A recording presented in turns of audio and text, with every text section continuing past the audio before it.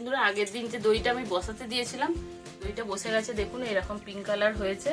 আপনারাও এরকম করে, আমি দইটা কেটে দেখাচ্ছি, আপনারাও এরকম করে বাড়িতে করবেন। এটা কোনো ফুড কালার নয়, এটা জাস্ট ইয়ে দিয়ে করেছি। দেখলেন তো আপনাদের, দেখুন এইরকম ঠিক হয়েছে।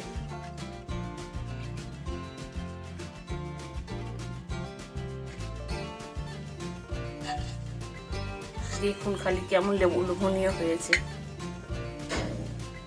বন্ধুরা, আপনাদের স্বাগত জানাই কবিতা চ্যানেলে। আজকে আমি একটা নতুন রেসিপি করছি। আজকে রেসিপি আমি করছি মিষ্টি দই, লাল দই করছি। মানে তার জন্য আমি নিয়েছি 1 লিটার দুধ আছে, এখানে বিট আছে, আমি বিট দিয়ে আজকে দইটা বানাচ্ছি। শেষ পর্যন্ত ভিডিওটা দেখুন আপনারা। আর এখানে চিনি নিয়েছি 200 গ্রাম, পুরো দুধ নিয়েছি, এটা অমল নিয়েছি, আর 4টে এলাচ নিয়েছি। আমি উনানে আগুনটা দিয়ে দিয়েছিলাম, আগুনটা জ্বলে গেছে, আমি কড়াটা বসিয়ে দিচ্ছি। ভিডিওটা দেখতে থাকুন। মানে দইটা বানাচ্ছি নতুন করে। দইটা হয়তো লাল দইটা কেউ করেও নি, আমি করছি নতুন করে, আমার চ্যানেলেও তো করছি। আগে আমি বাড়িতে করে খেয়েছি, খেয়ে দেখেছি খুব ভালো হয়েছে। আর দিতেও, কুটুম এলে দিতেও খুব ভালো লাগবে। দুধটা গরম করে নিই।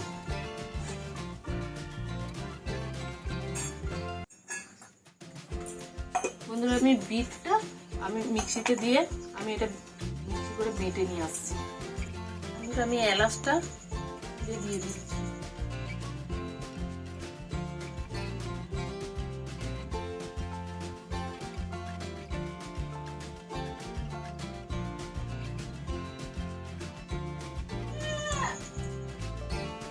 ভিডিওটা দেখতে দেখতে আপনারা বলবেন, কমেন্ট করবেন কে কোথা থেকে ভিডিওটা দেখছেন।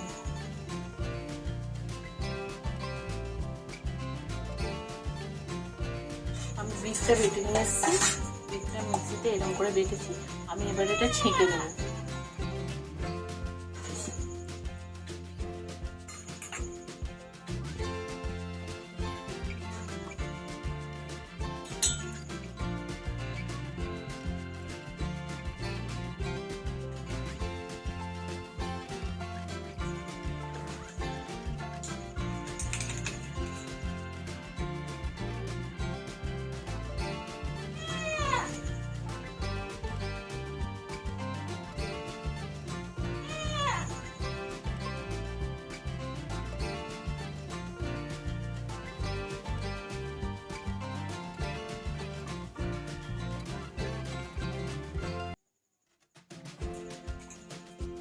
হয়ে যাবে আমার।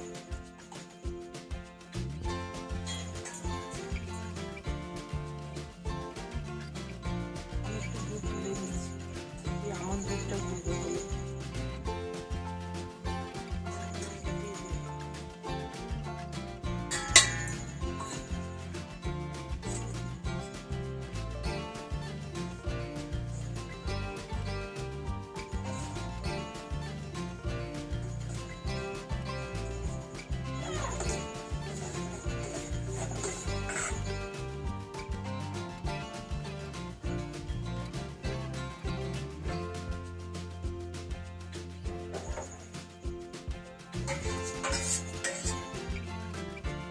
দিয়ে দিয়েছি, এবার আমি চিনিটা দিয়ে দেবো।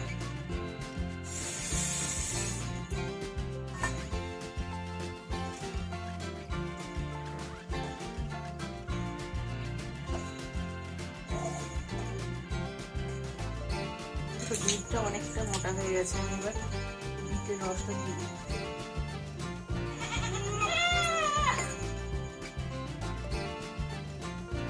দেখুন এবার কালারটা কেমন হয়েছে। আপনারাও বাড়িতে এরকম করে ঠিক বানাবেন, আর লোককে দিতেও খুব ভালো লাগবে। আমরা তো আমের দই করি, আর টক দই করি, এমনি চিনি কুড়িয়েও একটা দই করা হয়, কিন্তু এই বিটের এরকম গোলাপি পিঙ্ক কালারের দইটা খুব ভালো লাগে। দইটা হয়ে গেছে, দইয়ের দুধটা নামিয়ে ফেলছি।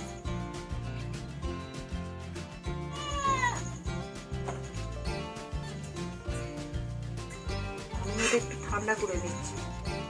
দেখুন খালি কালারটা কেমন হয়েছে। আপনারাও বাড়িতে এরকম বানাবেন। বানিয়ে দেখবে, লক্ষ্মী মেলে দিতে খুব ভালো লাগবে। সবাই মানে জিজ্ঞাসা করবে, আপনাদের প্রশংসাও করবে এর সঙ্গে, এটা কি করে বানালে।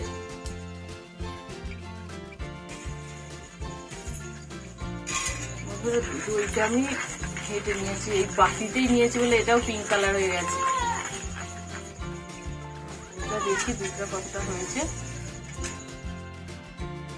একটুখানি হবে, এখন খুবই গরম আছে।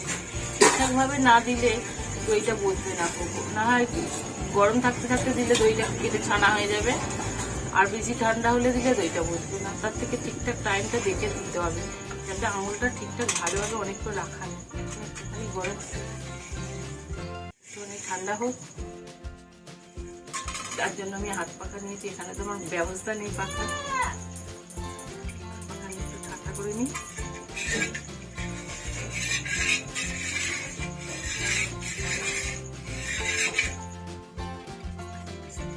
দই পাতার জন্য আমি এই হাঁড়িটা নিয়েছি।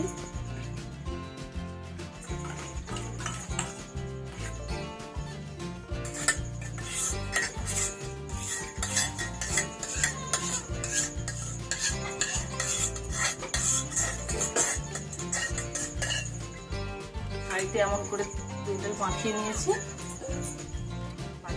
দেখুন বাটিটা আছে, এটাই কড়াইতে দিয়ে দিচ্ছি।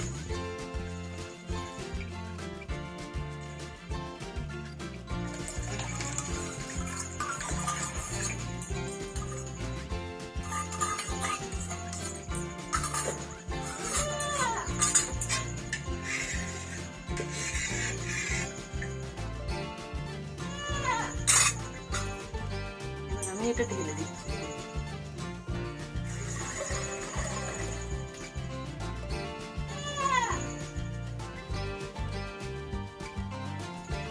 আগের দিন যে দইটা আমি বসাতে দিয়েছিলাম, দইটা বসে গেছে, দেখুন এরকম পিঙ্ক কালার হয়েছে। আপনারাও এরকম করে, আমি দইটা কেটে দেখাচ্ছি, আপনারাও এরকম করে বাড়িতে করবেন। এটা কোনো ফুড কালার নয়, এটা জাস্ট ইয়ে দিয়ে করেছি। দেখলেন তো আপনাদের, দেখুন এইরকম ঠিক হয়েছে।